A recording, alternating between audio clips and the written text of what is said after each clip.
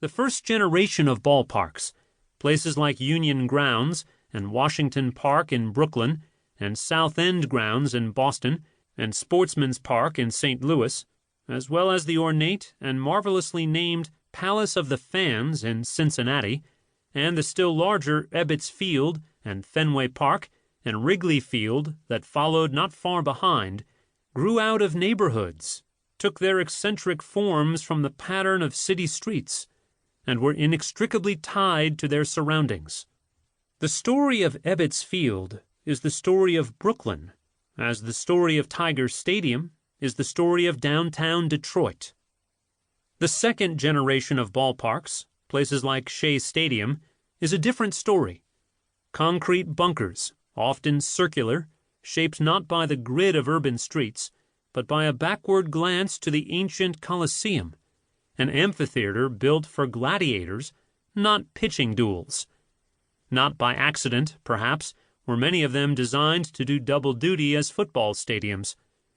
Set in a sea of parking, these ballparks were generally built during the years after World War II to escape the city, or at least to minimize any connection to it, and they were invariably suburban in concept, if not in geography. They reveal how far Americans had come in the post-war years from thinking of urban neighborhoods as desirable turf. The most famous of the post-war structures built for baseball, the Astrodome, had a roof that rendered the entire ball field interior space, removing even the fig leaf of Rus in the Urbe. And the Astrodome was far from the only ballpark whose builders thought baseball would be better off played on artificial turf under a huge dome than on grass under the sky. And the story changes again with the ballparks of the third generation. Beginning in 1992, with Oriole Park at Camden Yards in Baltimore, new ballparks in cities across the country brought baseball back to its downtown origins, often, as at Camden Yards, quite literally integrated into older urban neighborhoods and returning to the field of grass under the open sky. A few recent ballparks have had retractable roofs, very different from permanent domes. They use technology as a means of avoiding rain postponements, not of cutting all play off from nature. But what is most important about the ballparks of the third generation is that most of them were designed in the hope of weaving together an urban fabric that had been broken, aspiring to use baseball to heal the city rather than to run away from it. Today, more than a quarter century after Camden Yards opened to great acclaim, it still represents our most encouraging model.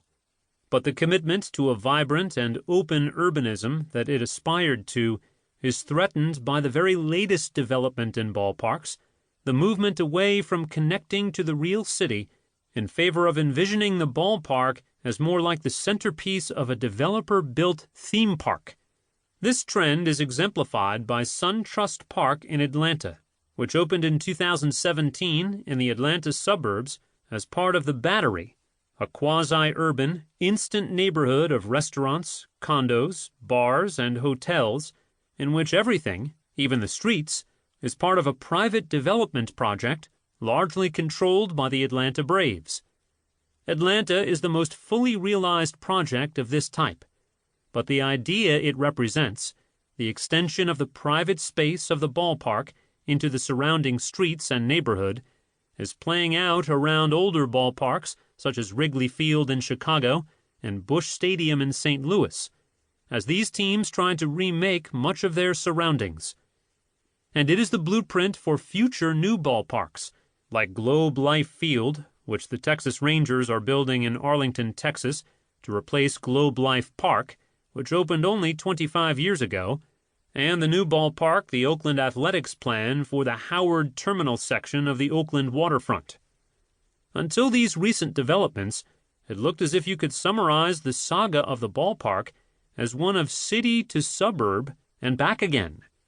But now, a generation after Baltimore reconnected baseball to the energy of the city, ballparks have begun to move in yet another direction, blurring the distinction between the real city and the artifice of the ballpark.